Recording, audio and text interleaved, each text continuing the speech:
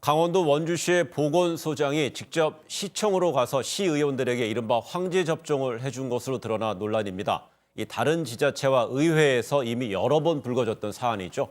이웅혁 건국대 교수, 김영주 변호사와 관련 이야기 나눠보겠습니다. 두 분 어서 오세요. 안녕하세요. 네, 지난달 초네요. 원주시와 의회에서 있었던 사건인 것 같아요.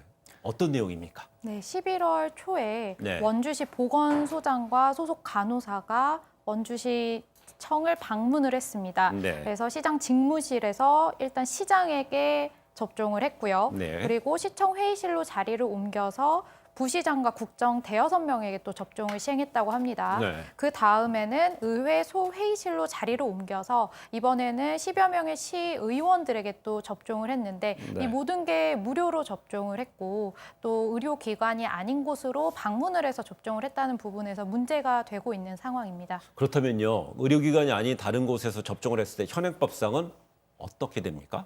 네, 의료법에서는 의료인은 의료기관 내에서만 의료업을 해야 한다라고 규정이 명확하게 되어 있습니다. 예. 물론 예외 규정은 있는데요. 응급 환자를 진료하거나 아니면 국가나 지자체장이 공익상 필요하다고 인정되는 경우에는 의료기관이 아닌 곳에서도 의료업을 할 수는 있지만 사실상 이게 지금 공익상 필요했던 사유로 보여지지는 않고요. 네. 예, 벌칙 규정도 있습니다. 하지만 이제 500만 원 이하의 벌금에 해당하기 때문에 지금 법정이 굉장히 낮아서 이게 처벌이 가능하냐에 대해서 이야기가 있는 상황입니다.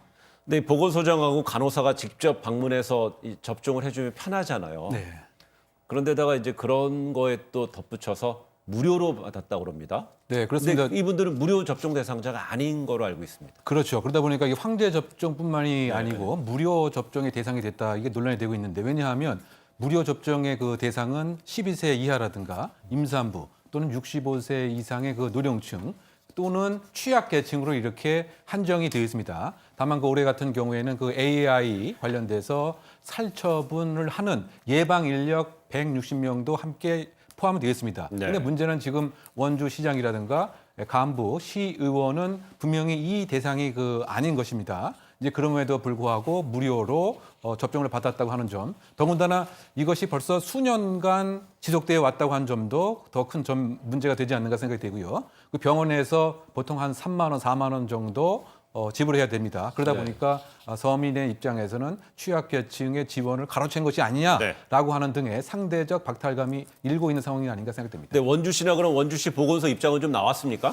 네, 나오긴 나왔습니다. 일단 대상이 아니면 인정한 것 같습니다. 대상이 아니다. 그런데 대민 접촉 빈도가 높기 때문에 예. 바꿔 얘기하면 그 조류 독감이나 현장 감독이 필요해서 사실 이와 같은 시행을 했다라고 얘기를 하고 있고요. 예. 매년 관행처럼 이런 무료 접종을 했기 때문에 이것이 커다란 문제라고 하는 점은 인식을 하지 못했다라고 하는 것이 현재 원주 보고서의 입장이 아닌가 생각됩니다.